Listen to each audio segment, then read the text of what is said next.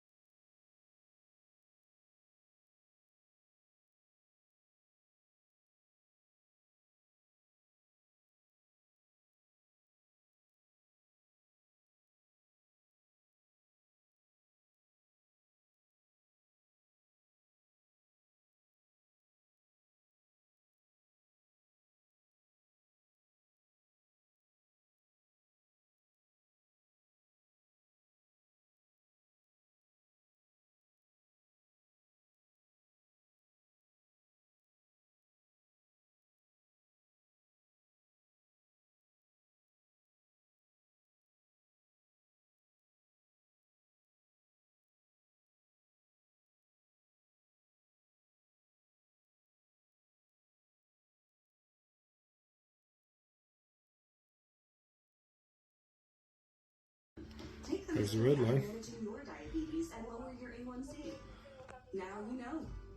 And my light goes all the way around, so that's electronics. And then right at the sport head, say anything to you tomorrow. Saying you need me there's back. a chip. Because the answer's going to be no.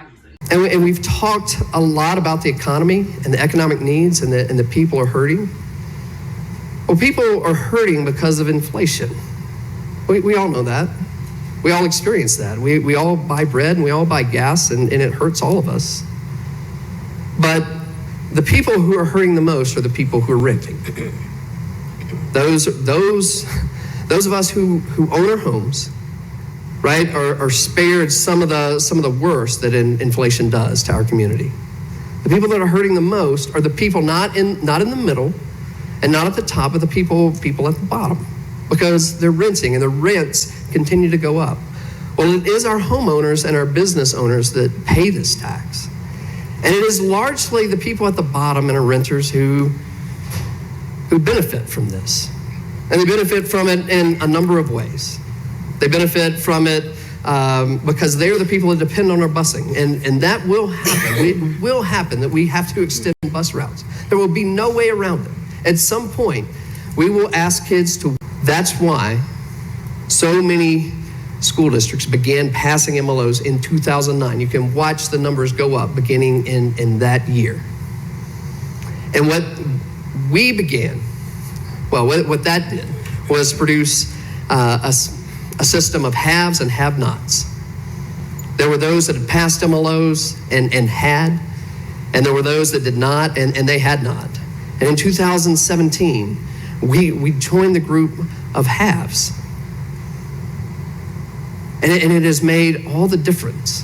And you've heard it, and now our voters and our parents have seen it. They've seen the difference in what happened before 2017 and what's happened since. Here's the reality. If this MLO levy override goes away, I'll still pay for my son's AP exam fees. Right? It's those kids that depend on this MLO for their AP exam fees that won't get to do that. Right? College becomes that much more difficult for them. It becomes a dream that's just that much further out of reach.